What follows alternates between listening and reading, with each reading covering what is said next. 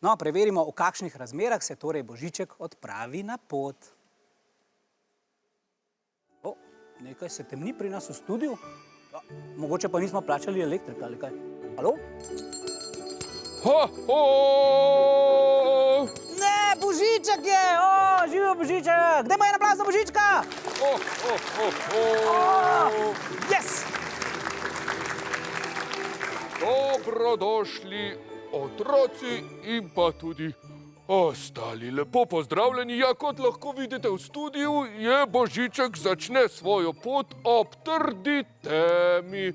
Ja, saj veste, na severnem tečaju je po jesenskem enakonočju, ko je tudi edini sončni zahod v letu, pol leta tema. Božič pa se zgodi nekaj dni po zimskem solsticiju, to pa je tudi čas, ko je moj dom najdlje od svetlega dela leta. O, super.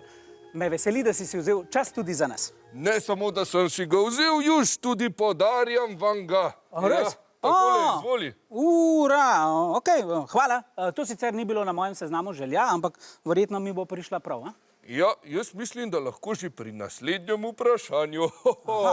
Ampak Božiček tale ura pa ne dela.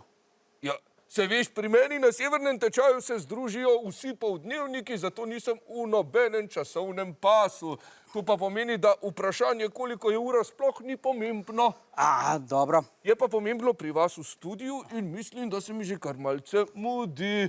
Se zagotovo še kaj vidimo, ostanite pridni. Okej, tudi ti. Hvala, Božiček, adijo. Adijo. En aplavz za Božička. Pridi še kaj? Pridem. No, pardon, tako me je zmedel, da sem čisto pozabil. Ja, pravi odgovor na zadnje vprašanje je bil res D, kar pomeni, da so si rumeni prislužili 5 točk.